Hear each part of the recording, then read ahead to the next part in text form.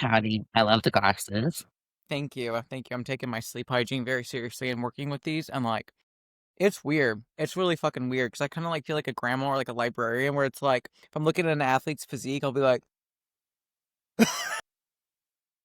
It's giving rock star. Is that a new septum too? Like, I know you had it pierced, but is that a new? I've had this actually for quite some time, but this is like my final form. So I got like the dork glasses, the septum, my black chain. So this is Ash Markham reinvented. Let me not.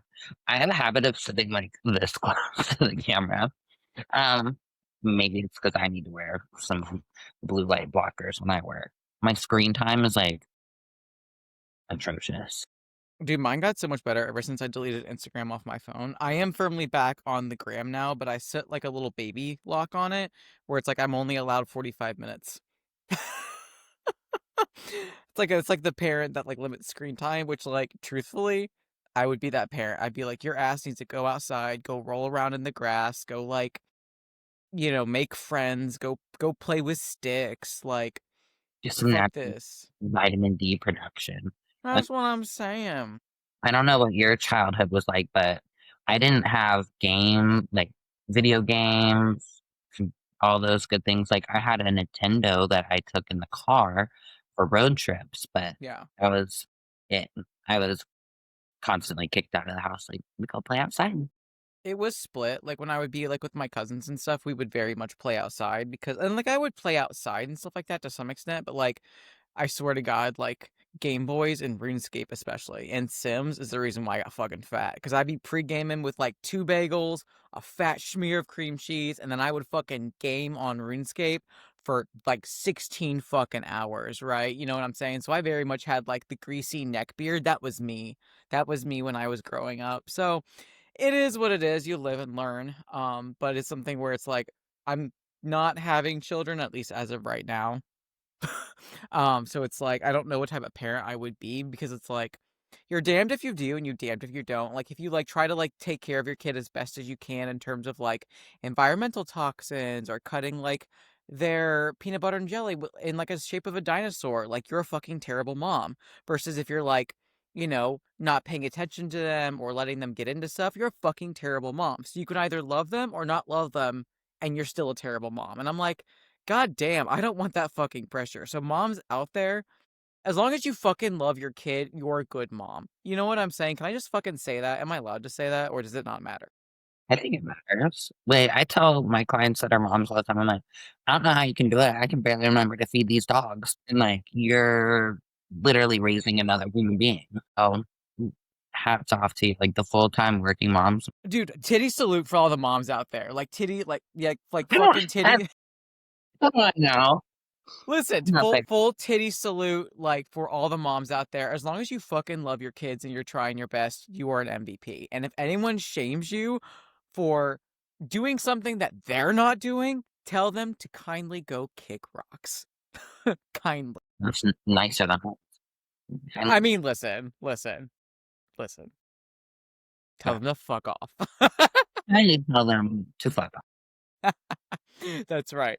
That's right. We got a spicy topic today, and fucking Laura's not here. I forget why. I think she's doing something cool. I think I feel like Laura's always doing something cool, Laura is just fucking cool.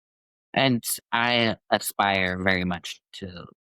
I know she is busy with work too, but she's in Italy. She's a jet setter. I'm very much a homebody. Yeah, that's the thing is we're hobbits, right? But you and I like we geek out. Like guys, Mina and I were chatting because we're friends, by the way, if you didn't know. Like Mina and I were actually friends, not just like workplace associates. God, I'm fucking stupid.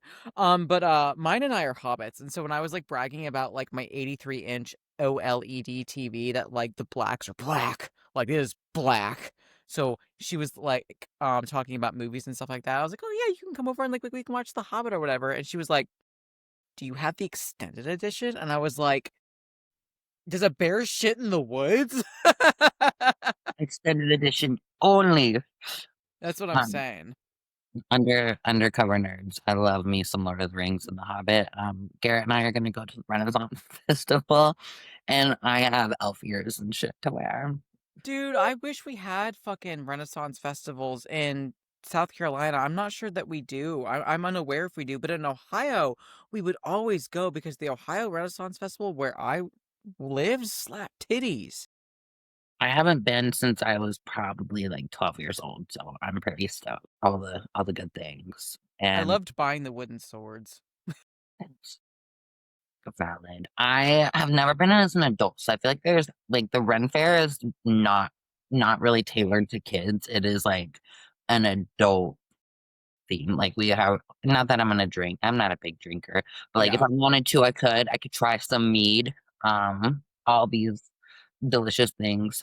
yeah, And then like Garrett wants to do the like this where you throw the hammer and see how strong you are. yeah, It'll be cute. yeah. I'm interested to see my new perspective on it. Just kind of find time to do it with him being in prep and all the good things. Like within our household, one of us has been in prep pretty much the last 2 years. I get that. Well, it'll be good for you guys to have maybe a nice overlap where you guys can be like quote unquote normal. You know Right. what I'm saying? But like obviously with it, like your new pro status, obviously you guys are like thinking about prepping and stuff like that for big girl shows because like you just have a little bit of fine tuning for your physique, if anything. So hopefully you guys get some like when I say husband and wife time, I get you're not married, but like it's still the same quality time. A little razzle dazzle. Hopefully, I've been dropping hints at it. I'm like, so, Mine is like you leave a ring in the so bathroom down. Like the bathroom will be clean, but I leave one ring like just in case you need this. Mine is like one ring to rule them all, Garrett. Please.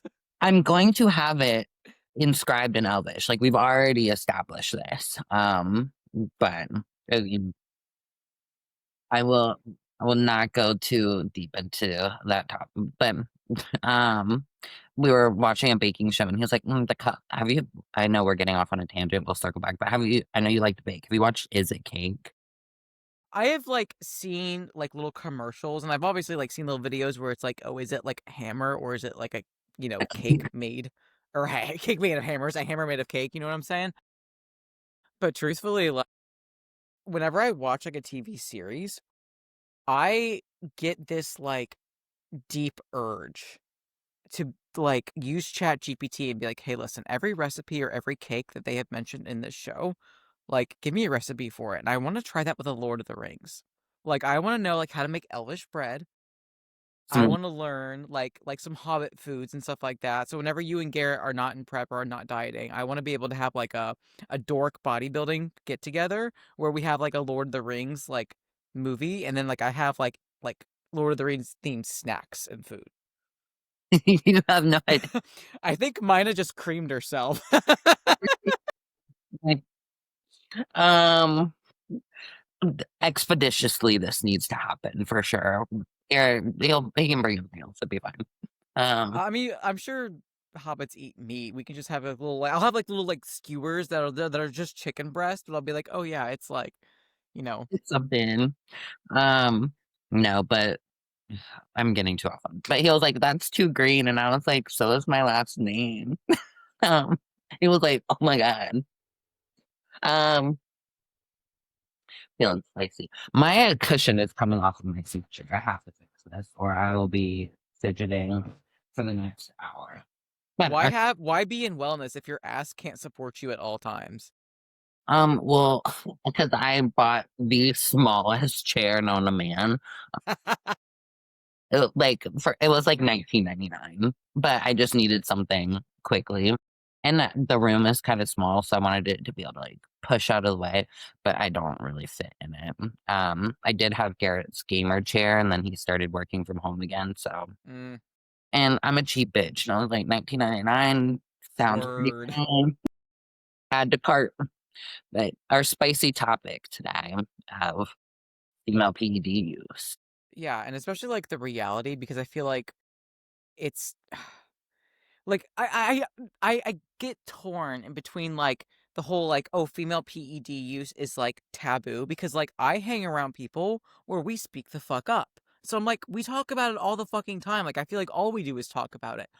But I'm part of a much smaller community that is open about PED usage, PED risks, and especially PED education. So then when I'm exposed to the bigger bodybuilding bubble, which is still pretty small, I don't realize that, oh no, you're right, it's not talked about because we still have men that will educate and be like, insulin's gonna virilize you. When I'm like, then why don't I have two grandpas then? Because my grandma's a fucking diabetic and like shoots up more insulin than probably an off-season bodybuilder.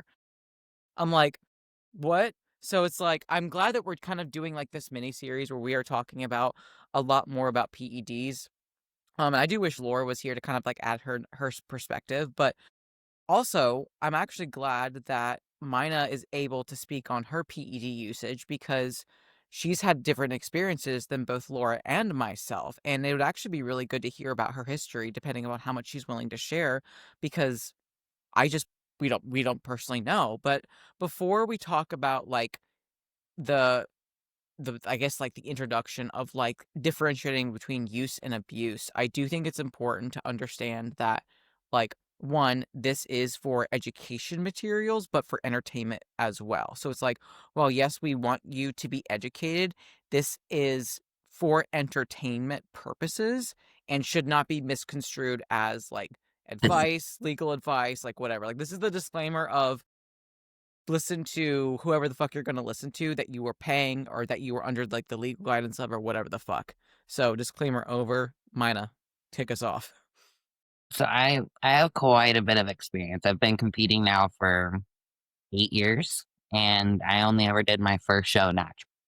I did start with orals like many others, but I it's the devil's in the dosage and duration. So I took PEDs for way too long. Just my first cycle, I did 3 shows back to back, 4 weeks apart.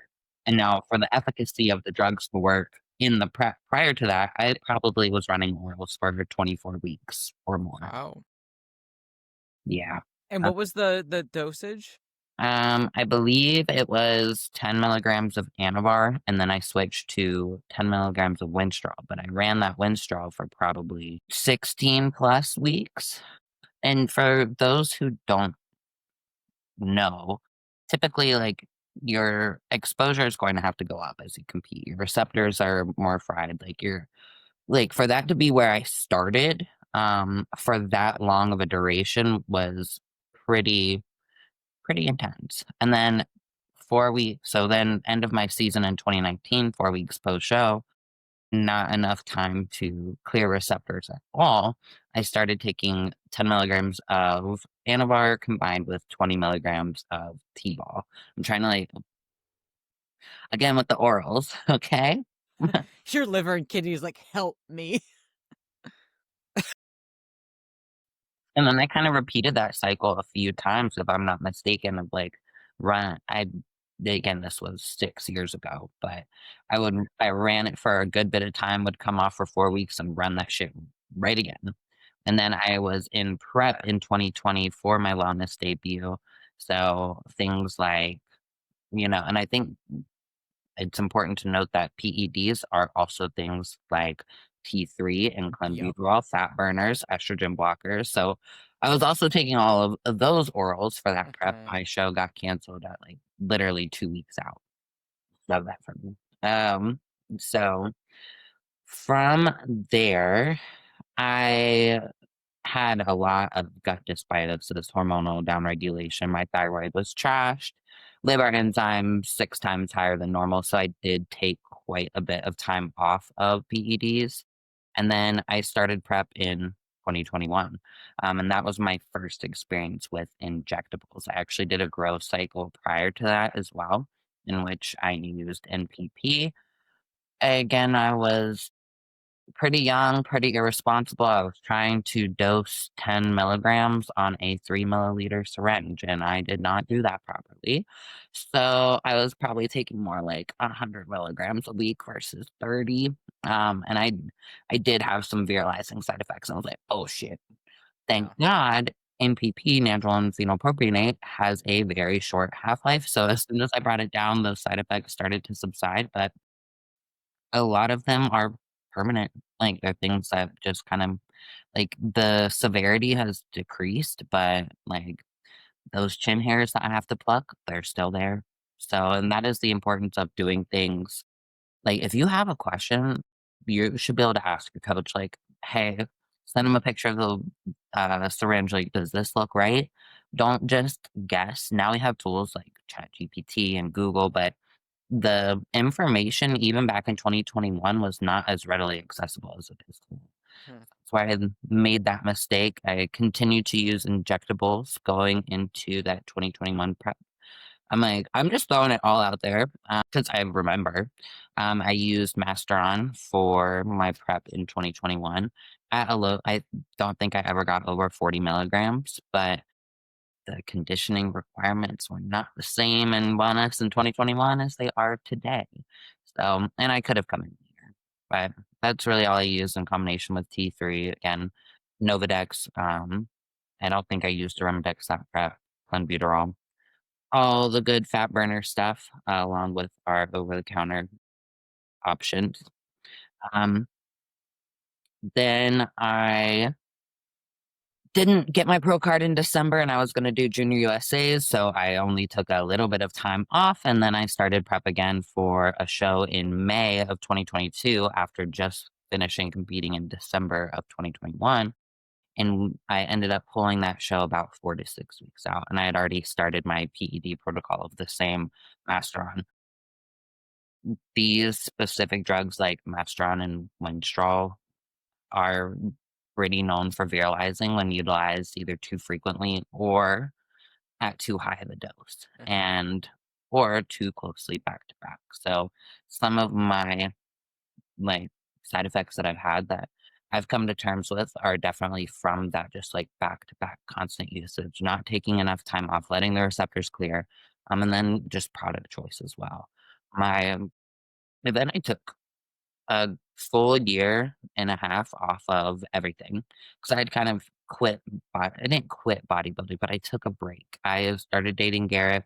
He got pulled from his show as well. Um, so we just like let our relationship grow naturally. Mhm. And in like April of 2023 was the first time I started utilizing PEDs again. And that was just, again, a low dosage combination of NPP and Primobolan for growing. Um, and then I prepped in. I'm like, do I keep like? I'm honestly impressed that I'm able to remember this. To be quite honest, um, but that's because it's important to me. Yeah. Then prepping for nationals and the qualifier in 2024, I did utilize some orals again, low dosages in combination with some injectables, Primabol and MPP. Mastron again. I did utilize some Anavar. I did utilize some Winstrol. And then I did not touch PEDs from December of 2024 until I started prep again in April, or May. But I started prep in May. I don't think we introduced PEDs until like probably 12 weeks out. Mhm. So what would have that been? Yeah. May. So I did take a decent amount of time off of everything to again try and inhibit as much viralizing as possible. I'm also in the boat of the category of people where I'm okay with like my my voice is my voice. Um, if it's a hair shear or if it's a hair raspier, I'm not mad about it. Garrett and I are like on he it doesn't bother him, it doesn't bother me. It is what it is, and I'm willing to do what it takes to get to my goal. I also didn't mention I have utilized growth hormone and insulin as well. So, Yes. um, I've used a wide or if like you can use it, I've probably done it. Um, maybe not so much. I have never really needed TRT. I do have PCOS, and it's something I've had since it's not like exercise induced PCOS. It's like I probably had it in 5th grade when I was like looking around at the other girls. I'm like, so why aren't their legs like full of hair and black? Right. And my natural levels sit at about 60. when I come right out of prep after utilizing some DHT androgens, it's never below 30. So, and I'm hypersensitive. So I have a feeling if I did utilize TRT, even at like a 2 to 4 milligram dose, I'd be that person that's like, my levels are 140 now. Yeah. So, but yeah, that's my history. I don't know Right. really where we're gonna piggyback off that, but I've done a lot. I've seen some shit, Mine is like, I've been around town. really. And then it's like with my girls, I'm like, hey, I'm not just like telling you to do this. Like I have experienced it, and I've also experienced like I think I told Ash about this. Like I knew when the viralizing was coming. I could feel it, and I try to impart that wisdom on everybody because we're all so different. It seemed like it's just 5 milligrams of Anavar. You can have viralizing side effects from 5 milligrams of Anavar. It's how your body handles it. Absolutely. I think it's important to talk about again, like the idea of usage versus abusing, and keep in mind that like these are still illegal, right? Like these are just illegal to utilize, right? Unless you have a prescription from a pharmacy for TRT, HRT.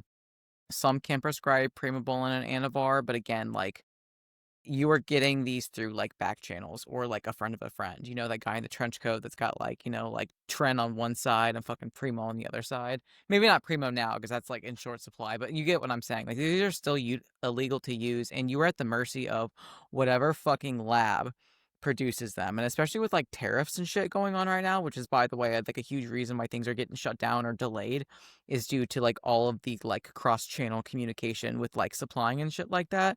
It's like, it is just so important to understand that you are taking a huge risk. And if you want to take that risk, that is fine. But then it's like, how can you reduce the risk? Which is why it's important to get lab work, have health supplements in play. You can test your gear. And then also, you can understand like tracking side effects, limiting total dosage and total exposure in terms of proper cycle design, and trying to get the most from the least versus trying to get the most from the most, because the most from the most, you have to accept like side effects, right? So like then it's even important to talk about like different compounds, durations, dosages, different division requirements as well. Like, you know, you're gonna see women that are women's bodybuilding WPD, their like dosage and duration and their stacks are going to be eh, more, I would say, heavy than, like someone that is bikini. You know what I'm saying? Versus that might take a little bit of Ostarine, a little bit of Anavar, maybe some clenbuterol, because again, like the conditioning and the muscle maturity and the muscle density is going to be different. But it's like, that's why I think it's really important to do cycle mapping and figuring out how you respond to what drug at the lowest dosage, and like being patient with it, right? So whether you have like your initial exposure is like 4 to 6 weeks, and again, depending upon your division, and depending upon like you as a female, your okayness with certain viralizations, it's like start low and see like what you get in terms of like a desired cosmetic effect of muscle growth versus like that compounding effect of viralization, right? Also looking at out about like not only the daily dosage, but the weekly load, right? So when Mina was talking about her Anavar and then her Anavar and her T-ball, her Anavar, her Winstrol, and then her Anavar and her T-ball dosages, those were per day. So she said 10 milligrams, 20 milligrams, that is a per day dosage because they are orals, right? And so orals have a shorter half-life. So therefore you have to take them more frequently. So you might see like once a day, but in divided dosage, but that's still 10 times 7, that is a 70 milligram weekly exposure versus something that are a little bit longer acting like injectables. Primo and Masteron are a little bit longer acting versus something like NPP is a little bit shorter acting, but that's still going to be longer acting than orals. It's like you have to understand biochemistry, right? You have to understand how your body breaks these things down and what they do to your body, what the metabolites do to your body, and how they get excreted from your body. If not, you're going to likely end up with a lot more, like Mina said, viralization and gut dysbiosis, hormonal dysregulation as well. So, like, I hate to say like these things aren't toys because that to me should be common knowledge, but it wasn't common knowledge because my first exposure was vitamin Anavar. And I'm thinking this is just like a Flintstone gummy. Like, I literally did not know it was illegal, right? I was like, oh yeah, it's just Anavar. Like, my coach gave me a source. I hopped on that shit and, had regained my period post prep anyway.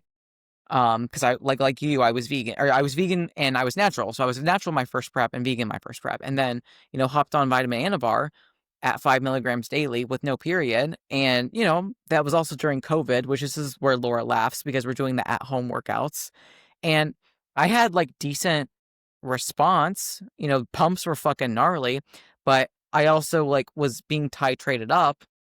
And also, according to myself, like at the end of I want to say 12 weeks on orals with, I don't think I had any health supplements in play, if I'm being honest, maybe milk thistle, but like, probably not. Probably not. Like, my total dosage daily at the very end of that 12 weeks was 20 to 25 milligrams of Anavar per day. So I want y'all to break out your calculators and do 20 times 7, and you get 140 milligrams a week. That is quite a big, heavy dosage, especially for a little itty bitty bikini athlete that didn't have a fucking muscle mass to stand on in the first place because I was doing everything else wrong when it came to not training hard, not fueling properly, exercise addiction, eating disorder tendencies. Again, no health supplements. I certainly was abusing caffeine at 2 grams daily. So it's like, it's one of those things where I was literally doing everything wrong. And now that I understand the cost, it's like I fucked up my body so awfully, and I get that, like, I did it to myself. And yes, I had guidance from a coach that maybe wasn't the most comprehensive. At the end of the day, it's still my responsibility, which is why, like, we are speaking about our realities, right? Like, I am on full hormone fucking replacement at 29 years old. Estrogen, progesterone, and testosterone. Now, are there ways to jumpstart things and maybe be a bit more natural? I mean, maybe that's in the future for me. Like, Laura didn't have her period for a really long time and was able to get her cycle back and, had that success. But I also don't have Laura's family history. If you look at my family history, the women ovarian and uterine health, dog shit. My grandma got a full blown hysterectomy at 55 years old because she had horrendous periods, horrendous pregnancies. My mother, horrendous case of autoimmune and estrogen dominant cases where it literally caused her to have all of these issues. She lost several pregnancies and she almost lost me. I followed my family's pursuit, severe estrogen dominance, hormonal birth control at such a young age. I mean, shit, my first period was at 10 years old, right? It's like my health in that was not for me, on top of neglecting my mental and my physical health with the actions that I did. So I do think it's important to talk about like your family health history and your health history and the use of birth control as these interfere with your body's natural ability to function properly, and then adding insult to injury with even just basic usage of PEDs. Because even after more responsible dosages and health mitigations with other coaches, like, you're still putting your body at risk, right? But I think it's also important to understand that you have to accept that, especially if you're wanting to compete at a higher level and if you are wanting to, be in a bigger division as well, because your dosages, if you are wanting to be like figure, WPD, WBB, that requires a much harder and much bigger muscle density. So therefore, you're going to have to likely use and have a stack that is a bit harsher and borderline abuse. But under no circumstance do I think that a woman needs to be on trend, right? Like, no. Like, no, you don't need to be on trend. And there are other things that some coaches use that I don't fully agree with, but I can see why they would use them. And just because we talk about things like, we've talked about Anavar, we talked about Winstrol, we talked about Turinabol, we've talked about Primabol, and we've talked about Masteron, we've talked about MPP, growth hormone, clenbuterol, thyroid. I'm just laughing because I'm like, those are all things that, Well, right, but that's what I'm saying is those are, just because they are female friendly does not mean they are fucking safe. and it doesn't mean they're you friendly. Yes. So, like a couple things I wanted to circle back to that you were talking about. One being your weekly exposure. That is Yes. what is more important than like anything else. And I saw Mhm. this post of a bikini coach, and it was like, if you can't get a bikini competitor in shape with just Anavar, then you don't know what you're doing. I'm like, yeah, but you know what's far more effective than 10 milligrams of Anavar a day? 30 milligrams of Primo a week. You know what is going to cause less virilization? In on paper, like everybody Mhm. responds to things differently. 30 milligrams versus 70 a day. And that's, kind of my juxtaposition there. So be careful with what you see online because, again, like you called it vitamin antibiotic. Everyone thinks it's the safest thing. The other thing to take into consideration is what that drug is suspended in because more times than not, it is causing people like a lot of water retention, gut dysbiosis because you never know what it's mixed with and how you're going to specifically handle that. I know there's been a lot of cases with wind straw recently with whatever they are holding that drug together with is and I can't remember what it is called. I was just kind of researching this and learning about it. It is causing people to like put on 10 to 12 pounds of water just in a few days, like in a week of taking this drug because of the adverse side effects of, again, what this pill is compressed with. Whereas with your injectables, like it's either mixed with, like, grapeseed oil or MCT oil, and, like, you're really not having a whole lot of variables there. And Where that's crazy because, like, for those that maybe don't understand, like, the family tree of testosterone, like, you have certain steroids that are either very similar to testosterone or they're similar to DHT, whereas Winstrol, Anavar, Primobolan, and Masteron are part of that DHT family tree. They are not supposed like, you're not gonna see aromatization of those compounds, right? Meaning they're not gonna be converted into estrogen. So if you're seeing this water retention, it's like the question is, what's it being cut with? Like, what else is in that, like, seemingly little harmless pill? Because if you're having that water retention, like, yeah, you're going to likely get, like, that nitrogen retention in the muscle belly, which essentially we want, but it's like, again, you also don't know what else that cap is being, like, pressed with. And it could be causing, like, issues, like, with your kidneys and causing that water to retain.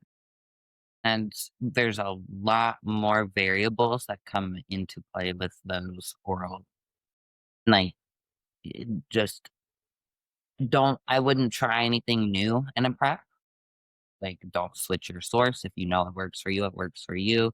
Don't be like, "Oh, Johnny Appleseed has it for $10 less." Usually, if a drug is cheaper, it's probably not gonna be as high quality, especially Mhm. a lot of the things, we said with the tariffs in China and free mob master fund.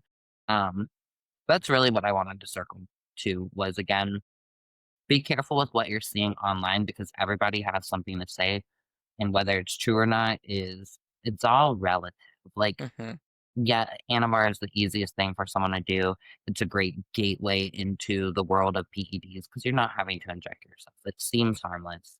Um but it's not any safer than any other compound and arguably less safe because the exposure is so much higher. Um, Yeah, exactly. And something else I wanna touch on, it's like testosterone gets a lot of shit Mhm. as, like, a female, because like, "It's a male hormone." Okay, here's the deal. Guys, I'm gonna bring out the nerd Ash because I think this is important that people understand. When you look at your blood work, not only does the number matter, but so does the units. And I get as bodybuilders, our strong suit is not typically units, right? It's not like syringe math is hard for some people. And I get it. It is difficult to understand units in syringe math, right? Especially if you're just not gifted in mathematics, right? Because some people didn't have good teachers, and even if they did, that's still not their strong suit and respect that. But to Mina's point, there's really no excuse nowadays. Ask your coach. There are plenty of websites to do that titration syringe math for you. ChatGPT, Gemini. Shit, if you have a kid, cross multiplication, he's likely able to show you, or she's likely able to show you. You know what I'm saying? But like, don't use the excuse, oh, I'm dumb, because no, you're not. And if you truly don't understand, don't let that be a valid excuse to throw caution to the wind and use a 3 ml syringe to try to inject, a drug into your body that absolutely does have adverse risks, and just be like, "Oh, I didn't know any better." Like not to throw Mina shade, but like that shouldn't fly in 2025. You I know mean, what I'm I saying? shouldn't have flown back then. Like, I should have asked the coach. I should have used the different, like, really for female PED use, you don't need a 3 milliliter syringe, sis. 1 mil is all you need. You can probably use Even insulin. half a mil, dog, like half a mil. Like, and that's also that goes to the point that like this is why it's important to not use your boyfriend or your husband's testosterone because they are going to need a larger syringe because their total dose of testosterone is going to be higher because they do have more test than a female. But going backtracking just a little bit, looking at your lab work, the number matters and the units matter. So if you're looking at the sex female, the hormones that females produce, we have estrogen, progesterone, and testosterone. Surprise, all three of us, all three of these guys we produce, right? If you're looking at picograms versus nanograms, right? Those matter. Going back to like I don't even know, like certain biology classes, chemistry courses, when it comes to like 10 to the power of, like those mean something when it comes to pico and nanograms. And so technically, testosterone, even in a female, is our highest hormone. It is. Right? And that's something where it's like you don't want to fear it and you shouldn't be fear mongered into thinking that like you don't need testosterone because yes, you absolutely do, but you don't need what your husband needs. So if he's using injecting test and his dosage is 250 milligrams per ml, you using a fucking little syringe to try to titrate that, good luck. Good luck trying to accurately titrate that. Like, that's why it's important that when you're doing your HRT or even, God forbid, your fucking source for your testosterone, female bottles are like 20 milligrams per milliliter or 50 milligrams per milliliter. Like something that you can actually like fucking titrate with a little syringe, not like trying to get up there and just do a little boop. Because like that boop is going to That one have, with 1 unit.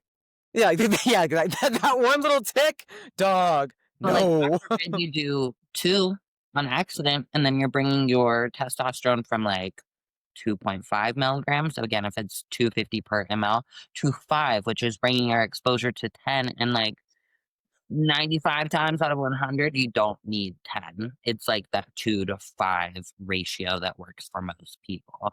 And I Uh-huh. want to touch again, like, feel free to interject at any time. TRT is a great place to start your performance enhancing journey because what the doctors tell you is your normal range. Like, yeah, you're not going to die, but it's not like, like, you're, She's like, you're not gonna die. You're just gonna die a small bitch. Like, you're probably gonna feel like shit, truthfully, because like that 20 to 30, again, you're living, energy's probably low, recovery's probably shit. Optimal is different than normal, medical normal. mm, And utilizing things with a DHT derivative is going to inherently lower your natural testosterone production. And that's kind of to my point of like after prep, my levels are still around 30. I probably could utilize TRT in my mix during my cycles to get my levels back up to that like 60 or so. It just hasn't it hasn't been something I really needed. Um and again, I am scared to dabble because I'm already utilizing, like, I'll be honest, I'm in a bigger bitch division. I'm utilizing a, a, a relatively appropriate small to well, that and you also have PCOS, so it's like, in a way, that's kind of advantageous because your natural test is just higher anyway. Versus like the majority of us that do ask a lot of our bodies, our natural testosterone production is like 10 to 20. Right? Like it's a good day if I get labs back from a female that's like even a lifestyle client that's like 34. And I was like, let's go.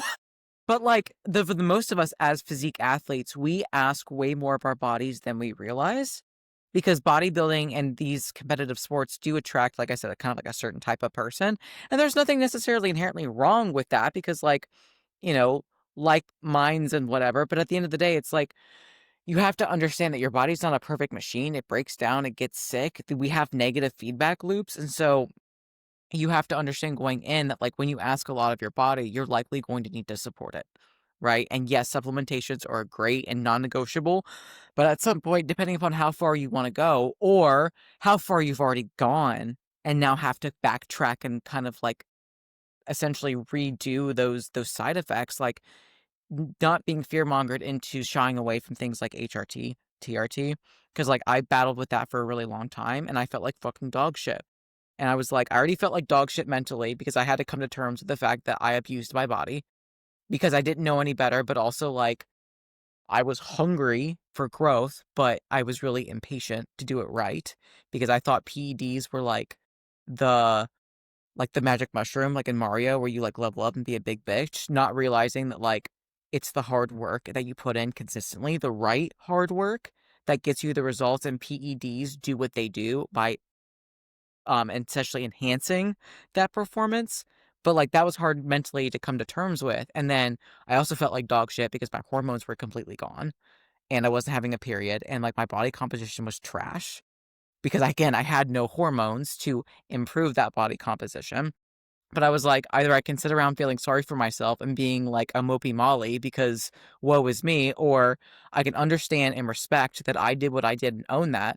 I can not necessarily wear it like a badge of honor, but like kind of like a scarlet letter and be like, hey, this is what I did. Don't fucking be like me and be smart and support my body and replace what it needs. Especially because even though I might be done competing right now, like I still want to grow. I still want to do all the other things, and I'm still going to continue to use like compounds like GH and utilize peptides and all of that stuff to to grow because that's what I want out of life. But I also respect that what I'm asking also means that I have my non-negotiables in play by working with a coach that knows shit about fuck, knowing shit about fuck myself, having my health not be compromised by getting routine blood work, working with a knowledgeable HRT clinic, having my health supplements in play constantly and not like hemming and hawing of, oh, do I want to afford that? Because I don't want to like have even more issues because I decided to cut corners. Because when you cut corners, it comes at a price. I want to circle back to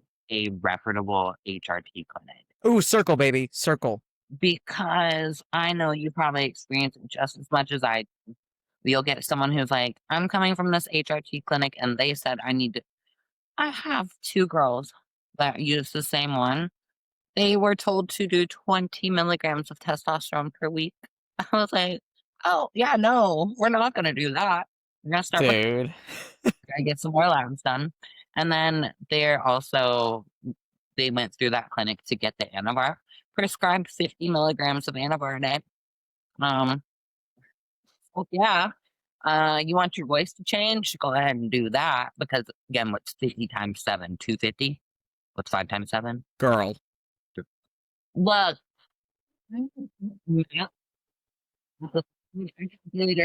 Okay, okay. well, 5 times, well, 50 times 7 is where I'm getting at. Okay, so what's 5 times 7? 35? Uh-huh. So add a zero to the end. Okay, 350. I promise I use calculators when I'm doing math for people for programs, okay?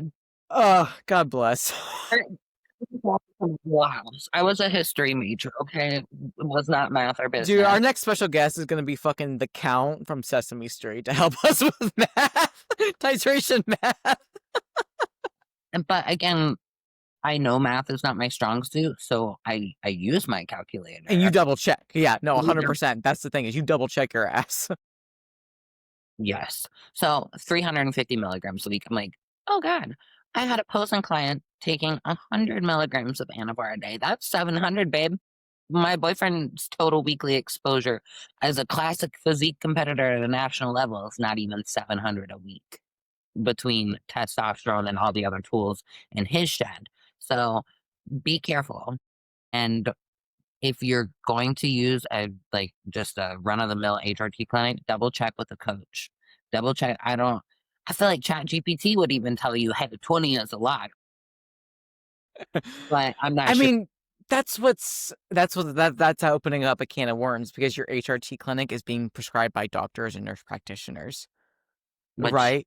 So like that's where it's shitty because like essentially what you're saying is don't listen to your doctor, listen to your coach. And that opens up a can of worms because there are some coaches that are very predatory and don't give a fuck about viralization. They just want to win. They want those pro cards, they want those medals, they want that transformation on a stupid fucking little app to give them notoriety, right? So it's like at the end of the day, it is one of those things where it is so important. And this is where Laura would chime in to do your own research, because you should. You should do your own research as to what these drugs are going to potentially do to you and dosages that make sense. But dude, if your testosterone is higher than your husband's, that's a fucking problem.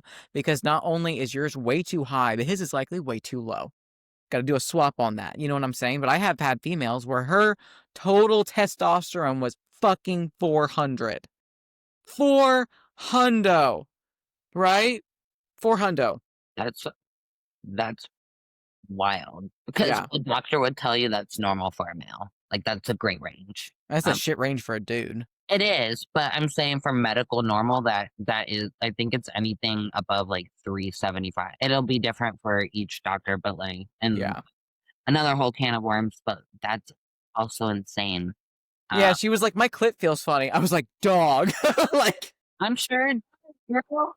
I'm Uh, like, fucking, it's turning into Pinocchio down there. Jesus God. Like that, we got to stop. We got to stop. So it's like, I it mean, is it is just so important when it comes to like if you are going to get like for one, you're not hopping on HRT. Like don't make it sound casual because you are putting a drug into your body. But if you're gonna do it, be smart about it.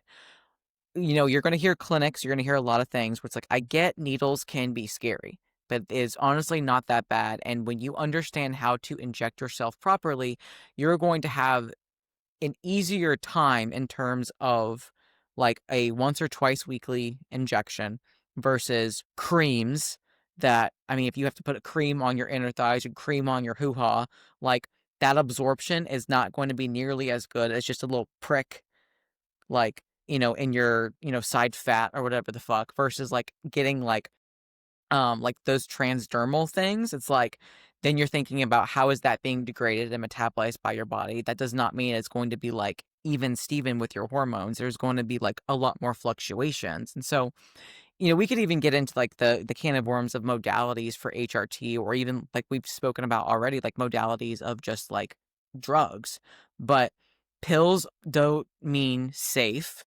Injectables don't mean safe. It just is, well, unless we're talking about like, HRT that is needing to be prescribed, right? In the right dosages. and I think it's also important to mention like start low at the lowest effective dose because the thing about HRT, it isn't whether you most of the time an HRT clinic is going to prescribe um, testosterone cypionate, which is a 7-chain ester, if I'm not mistaken, which that half life is a good about 2 weeks, where something like some of these other injectable drugs I've talked about half life is 48 hours. So if you go too high on that dose, it's going to take a while for it to come out of your system. So once you start seeing side effects, even if you titrate back, the side effects are going to continue to compound Mhm. until it has cleared your system. And again, it takes start low and get blood work done. If 4 milligrams isn't enough for you, 2 milligrams isn't enough Mhm. for you, you can always go, but it's coming back. Like the clitoral growth, facial hair growth, those things are pretty permanent. Like Yeah. even once you come off of everything, the vocal changes, pretty permanent. Yeah. Um, And also something that also that we haven't really touched on that we should is like the emotional and psychological changes. Like Like it is something where certain drugs have more or less impact on your testosterone and DHT and your estrogen, which is why it's important to be working with a knowledgeable coach that understands again how these hormones are broken down and excreted in terms of out of your system, but then also how they are metabolized into other hormones. Right? Because like something like, DHT gets a bad rap for causing like, more of those androgenic side effects. But like DHT is also important in terms of like those neuromuscular gains, like actually like that like a mind muscle connection in terms of like getting strong at the level of like the muscle, like from that brain connection. You know what I'm saying? And it also has like other benefits as well. Estrogen gets a bad rap because it causes guys to grow boobies or it makes women sad. And it's like, yeah, but it's also really important in muscle growth indirectly with how it, works with IGF-1. So it's like if we always demonize a single hormone without providing context, it's like, holy hell, nothing is going to get accomplished, right? But at the same time, we're not going to sit here and be like, if you're going to use especially PEDs and especially if you decide to abuse them, that's going to come with consequences. Yes, we talked about the viralization, but also again, like emotional and physiological changes. And so it's like when you're on cycle, you might feel a little bit more spicy. You know what I'm saying? Like you might have an increased sex drive. Maybe that's good. Maybe that's bad because it depends upon how bad that's amplified. If you're someone with a kind of a moderate to low libido, like maybe you're like breaking out the vibrator a little bit more, or you're riding your boyfriend or girlfriend a little bit more, and you're liking that. That's fine. You might be someone that's so sensitive where you now can't focus on work. Right. And like that's distracting and that's not necessarily a good thing. You might find that you're a little bit more aggressive in the gym and maybe that's a good thing because it makes you train harder. But maybe you also find that you're more aggressive outside the gym. And maybe that's not a good thing for your work or your family environment, or even quite frankly yourself. Because if you're someone that with a pretty sweet disposition, that you all of a sudden become like a fucking bitch, that might cause you a lot of emotional distress because you're like, I don't like how I feel because I don't feel me. That's likely the drug. I think I think it's also important to talk about, again, it's a little woo-woo, but when you're using performance enhance, it's going to really enhance whatever's going on internally. So, Mm, like, if, like, maybe you're sweet and normal all the time, but you utilize something like that's something within you that you actually need to work on. And this is just speaking from experience. I've been a bitch taking drugs, but my life was in turmoil, and I mm, was just masking it with, like, "I'm gonna go do a bodybuilding show." Same thing with taking, like, nandrolones or, like, MPP and tren, they're both 19-norester. mm. Yeah. Y- Um, Yeah, you're right. You're doing good, sweetie. Thanks, mom. Um, I never wanna misspeak, especially in No, that, I mean, absolutely. but they're going like, it can make you more angry, yes, but if you're depressed already and then you start taking a drug like that, it is going to amplify it so much that it's not going it's really hard to handle, and that's, again, me speaking from experience. So, you need to make sure everything is aligned up here before you also start utilizing performance enhancing. And to a certain point, yes, different drugs are gonna affect us different ways. But at the end of the day, it is also up to you to check yourself. That's the more like, it could be an unpopular opinion, but, like, the more experience I have with utilizing PEDs, the easier it is for me to check myself. I'm like, Sure. Like, absolutely. There is athlete maturity and understanding that even if you feel a certain way doesn't mean you need to react and express that emotion. But I also don't want to be very cavalier in terms of like how sex hormones do impact neurotransmitters, because that's something where you you really got to know like what the drug does and how hormones impact neurotransmitters, and that is like that requires like even more education and even more exposure and understanding, and that's something that even I'm diving into. And so something like thinking about, like birth control, for example. Birth control could even change like a female's personality, 100. right? And she's like, what the fuck's going on? Because her hormones are being influenced. And while yes, it might be something where she does need to grow up a little bit, like we see what hormonal birth control does when if you're especially on like a progestin based only, like it can change your chemistry. Same thing with NPP, right? It's progesterone based and it influences those cell receptors, and those receptors cause a reaction. And you might be like, why am I super moody? Why am I super anxious all of a sudden? Guys that take tren, I mean, you see some that get super uber aggressive, you see some that start breaking down crying. Like, I don't want to sit here and be like, it's just woo woo, because it's both. It is both like It's you control. 100% both. Yes, Hmm. I Yeah. totally agree there. I think I just I work with a lot of young girls, Yes. and some of them are of age, and I'm like, feel comfortable. I'm like, okay, you can utilize some performance enhancing drugs, but we're not going to use like we're not going to use that as. Do you hear that? Okay, so it's gonna look like my husband's masturbating, but he's blowing up his like stability ball so he can like sit at work. Hey, sweetie. No, that's fine. I can get fucked. He's in a meeting. Yeah, he's like over there, like pump, pump, pump, pump. I'm like, He's getting like he's doing a little penis pump action back there. No, but it's both, right? And that's the thing. It's like if we kind of like wrap this up, it's like The reality is, if you are a female and you're wanting to compete in bodybuilding, or you've decided that you want to be performance enhanced, it's like, one, make sure that you have done all the other things right.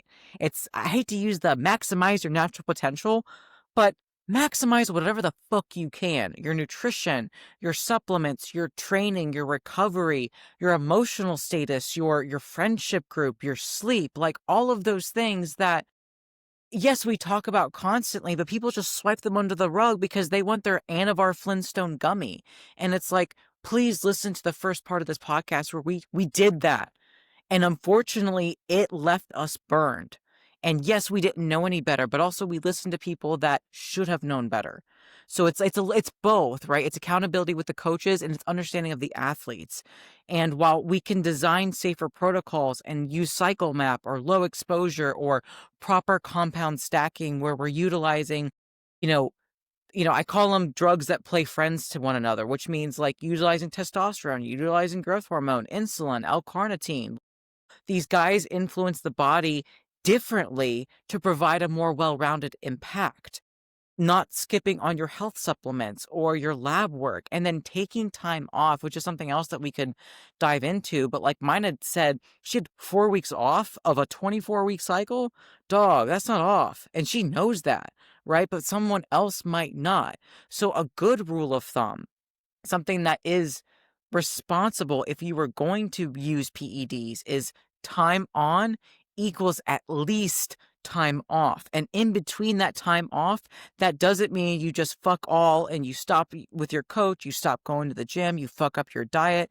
No, you make sure you continue to have your health supplements in place. You get lab work pre drugs and post drugs, and you learn how they impacted you. You take notes based on your exposure because, if, like Mina touched on earlier, it's kind of like training. When you first don't know shit about fuck, you can make a lot of progress doing absolutely nothing, right? Because like you have like fresh receptors. But unfortunately and fortunately, the body adapts and gets stronger and gets wiser, which means in order to provide the same effect or greater, you're going to have to push the envelope. Right? So it is something where you have to understand that going in. And by God, I hope you have a coach that gives a fuck about you. Because at the end of the day, just because you stop paying them, you're still left with whatever that cost you in terms of your fertility health, your mental health, your emotional health, your relationships, like your viralization side effects. Like you are stuck with that. I work with a lot of girls who will like, please don't run a cycle yourself. I'm almost willing to guarantee you don't know enough. Um, and especially with our listeners, and that's not to degrade anybody, but like just because you have access to it doesn't mean that you need to do it. And again, anything we've said about dosage today is not a recommendation. Okay, it's actually a mistake that we probably made in the past. Notice I didn't talk about any of my dosing in my last couple of preps because, like, yes, that's where I've seen success, but my body is so much different than your body. My body is so much different than the next person. So, like, you so make sure you're doing your research. You understand that everything that you're doing, you're left with. Like, yes, your coach can guide you. Yes, it's their reputation on the line, but it's not their body. It's not their life. It's not the forever altering.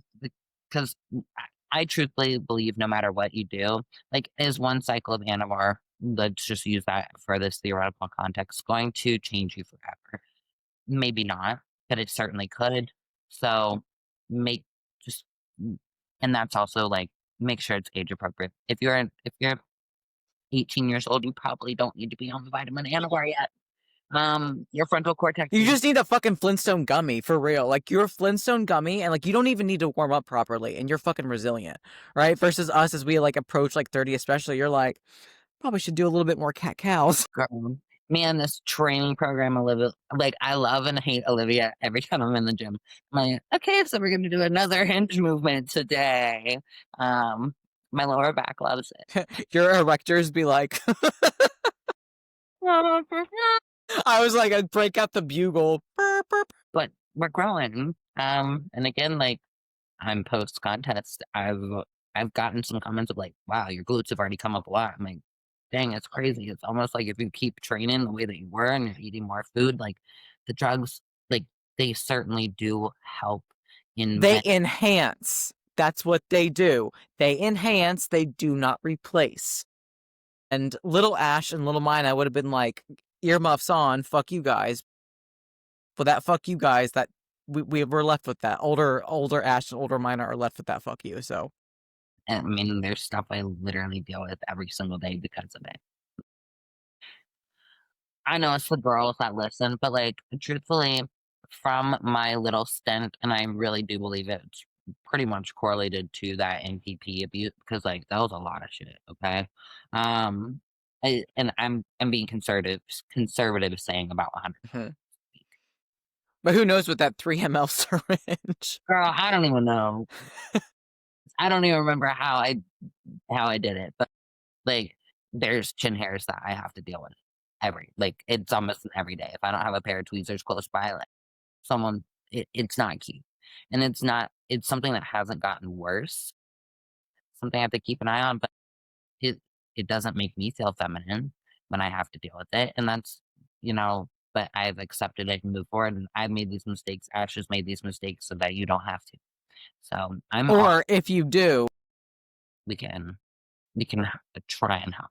we can try and help. Yeah, like that's the thing is like, let's say you already made the mistakes. Acknowledge it and then see how you can avoid it in the future by hiring someone and paying them because they've invested time and education into keeping you safe, right? That's the thing is like you kind of get what you pay for. And again, I understand that's another can of worms because, oh, I paid $500 and my coach, fucked me up. I get those happen. I get that. But it's like you're likely going to get abused and pushed like a prize pony if you're not investing in a high quality coach. Because, like, on the business coaching aspect, in order for them to make money, they're going to need a lot more clients.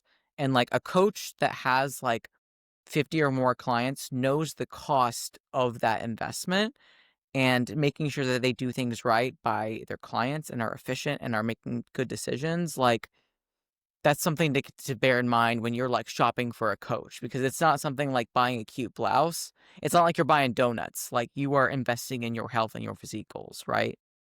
And it is certainly another can of worms, but it's something that I speak to a lot because I do a lot of posing, and I Yeah, be so honest, like, a lot of these coaches don't know shit about fuck put it, and it's not my place until someone outside of posing asks me, like, "Hey, girl to girl," like, so I'm like, "You really get what you pay for."